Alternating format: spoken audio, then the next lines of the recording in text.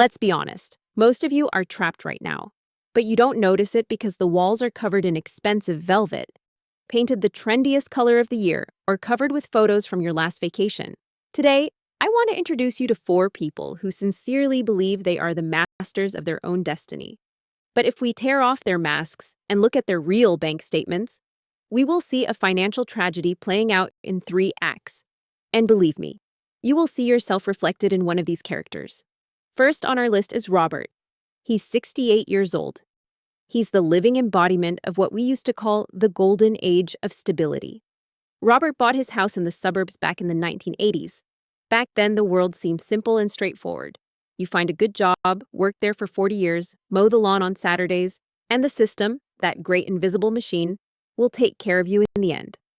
Robert was never a spendthrift. He didn't gamble or buy yachts. He always paid his bills on time and considered himself a responsible citizen. On paper, Robert is a millionaire today. His modest house in a good neighborhood has appreciated 4 or 5 times in value. His neighbors look up to him, and his children are proud that their father has an asset. But here's the irony, one that Lily immediately sees. Robert is only rich until he's hungry. You see, almost his entire life's capital, all his energy and decades of labor are locked up in bricks and mortar. His pension, which he had counted on so much, was reduced to mere crumbs after a series of corporate restructurings in the 1990s. Selling his house? For Robert, this isn't just a financial transaction. It's social death. It means admitting that the plan didn't work. It means leaving his friends, his usual corner store, and moving to a tiny apartment on the outskirts where no one knows him. His house is no longer an asset. Now it's a parasitic liability, demanding taxes, endless roof repairs, and insurance, sucking the last drops from his dwindling savings. Robert's trap is that he mistook the signal of prosperity for prosperity itself. He spent 30 years investing in the facade, completely forgetting the foundation. He's guarding the very walls that are suffocating him. And this brings us neatly to the second character, whose story is even more instructive. Meet Karen. She's 52 years old, and she's an elite member of Generation X. She's the vice president of marketing at a major company, and her life reads like a first-class airline commercial come to life. A late-model Porsche in the garage, annual vacations at a villa in Tuscany, children in prestigious private schools. If Robert built a fortress, Karen builds a stage. Her trap is much quieter, smelling of expensive leather and exquisite perfume. Psychologists call it lifestyle creep, but I call it the golden noose. Every time Karen received a long-awaited bonus or another promotion, she didn't deposit the money into a brokerage account. No, she rewarded herself for her hard work. A promotion at 35, time to trade in the family Toyota for a car that makes co-workers whisper in the parking lot, income surpassing $150,000 a year. Then it's time to move into a house where each child has their own bathroom and Karen has a walk-in closet the size of her first apartment. Karen isn't stupid. She can afford every one of those monthly payments. Right now. But therein lies the devil. Her expenses are growing in perfect, frightening tandem with her income. She earns 5 times more than her parents ever dreamed of. Yet her real net worth is growing at a snail's pace. At 52, Karen is a hostage to her own success. She can't quit. She can't even take a break, because her status demands colossal, relentless financial investments. Every day is a race to pay for the signal that she supposedly leads the circle. She doesn't own her things. It's her Porsche, her mortgage, and her membership to an elite club that own her time, her nerves, and her future. Karen thinks she's at the top, but in reality, she's simply paying the highest tax in the world. The tax on the right to appear successful to people who don't care about her. Robert and Karen looked at each other, thinking they'd done everything right. One had locked himself within the walls, the other within the scenery. Both followed the unwritten rules of their time, unaware that behind the scenes of their beautiful life, a collector named Reality was already lurking. And believe me, his visit would be most inopportune. Let's dissect Marcus's story. He's 38 years old. And if you're a millennial, you'll recognize your deepest thoughts in his excuses. Marcus is a child of financial chaos. He entered adulthood amid the ruins of 2008. He watched his parents' safe homes turn into debt pits, and their retirement accounts melt faster than the ice in his cocktail. And he came to a conclusion that, at first glance, Seems like the height of wisdom. If the system can take my property and savings away from me at any moment, I'll invest in what can't be taken away. My experiences and memories. Sounds like a manifesto of freedom, right? Marcus has become a devoted adherent of the cult of experience. His social media feed is a flawless gallery of passport stamps. Sunrise in Iceland, street food in Tokyo, surfing in Portugal.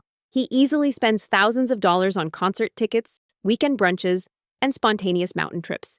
Marcus sincerely believes that he is much more mindful than Robert. He is not trapped in mortgage slavery. He is a free citizen of the world. But let's turn on Lily's cold calculator and look at the numbers without filters. Marcus's trap is that he's turned hedonism into a personal religion, and experiences into an alibi for his complete lack of financial foundation. He spends everything he earns, justifying it by arguing that you only live once. But here's the bitter truth they don't write about in travel blogs. At 70, you won't be able to pay for surgery or rent with your incredible memories of a 2015 hike. Marcus isn't just spending money, he's burning through time, the only resource that could transform his average income into true freedom through compound interest. He traded a brick cell for a business class ticket. But his and Robert's final destination is the same: total dependence on a state that may simply no longer exist by then. He buys moments of joy by selling decades of future security. Enter Zoe.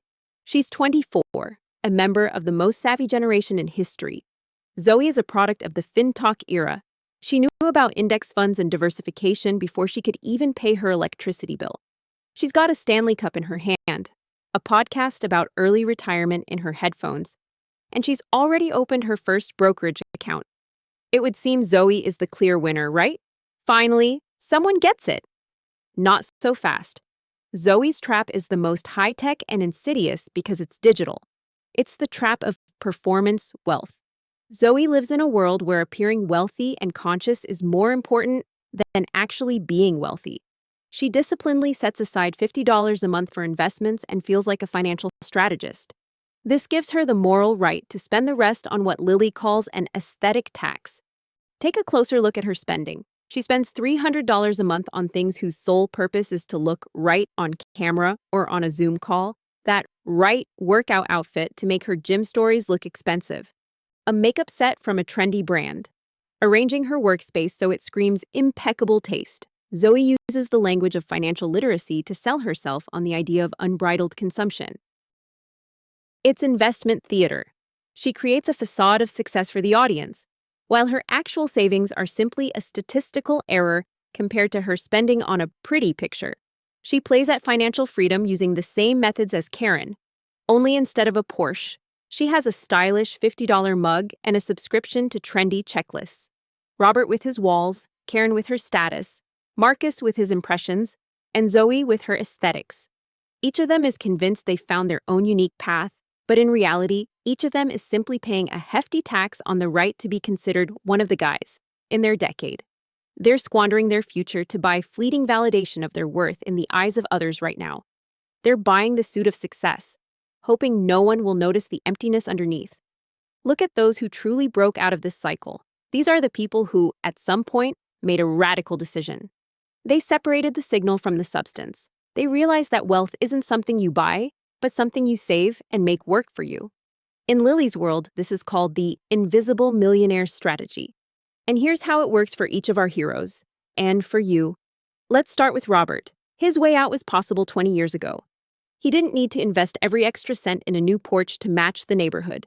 When your home represents 90% of your net worth, you're not a property owner, you're a hostage. The solution for Roberts today is immediate downsizing. Sell this monument to your ambitions, move to a smaller place, and put the difference of $500,000 into something that will earn you 7% per annum. This will transform you from a poor owner of an expensive house into someone with real cash flow. This is the only way to stop guarding the walls and finally start living. For Karen, the exit is the most painful. She needs to kill her inner vice president. Karen needs to do what I call a lifestyle freeze. When she got her last promotion, she didn't need to upgrade her Porsche. She needed to continue living on the same income she had 5 years ago and put the difference into assets. Lily's math is simple. If your income grows while your expenses stay the same, you become exponentially free. Karen needs to realize that the respect of her colleagues, bought with a new bag, is just dust. True self-respect comes when you know you can quit tomorrow and your standard of living won't change. Her escape plan is to radically cut her entertainment expenses and transfer them to the capital column. Marcus needs some serious medication. He needs to stop buying emotional patches in the form of trips. Marcus, one long vacation a year provides the same recharge as 5 short getaways. But the difference in price between those scenarios is your freedom in 15 years. If you start putting those $1,500 you spend on spontaneous weekends into an index fund, you'll be able to actually live anywhere in the world on the interest. Not just fly there for a week to forget. Discipline is the answer. Stop replacing the lack of a foundation with highlights. Start building, and then those highlights will become the highlights of life, not an attempt to escape reality. And our Zoe, you have something others don't. Time. Your $50 is worth more today than Robert's thousands. But your trap is in your head. You need to stop performing success. Your solution is to make investing your primary aesthetic. Make your brokerage account more valuable to you than any purchase for a photo. Your escape plan is the 1 to 2 rule. Want to buy something for $100 to complete your look? First, put $200 into your account. If you can't afford it, you can't afford it. This will teach you to distinguish real growth from digital dust. Lily's golden rule, which unites all these strategies. Assets first, lifestyle second. Always. We only buy liabilities with the money our assets have earned us. If your capital earned you $500 in dividends, buy yourself a gold mug with it. But never buy one with money you earned with your time. Time is the only non-renewable resource. Robert spent it on bricks, Karen on status, Marcus on moment, Zoe on a picture. Don't make their mistakes. The escape from the trap begins the moment you stop caring how you look to people who are in the same trap. Become invisible millionaires. Build something that makes money, not something that takes it. And then in 10 years, while everyone else is still running in their wheel, updating their suit of success, you will have long since left the race and will be living the life they only dream of. Which version of the trap did you recognize yourself in today? Write honestly in the comments. Admitting it is half the battle. And remember, wealth isn't what others see. Wealth is what gives you freedom. Subscribe. Here we learn to be free, not just appear free.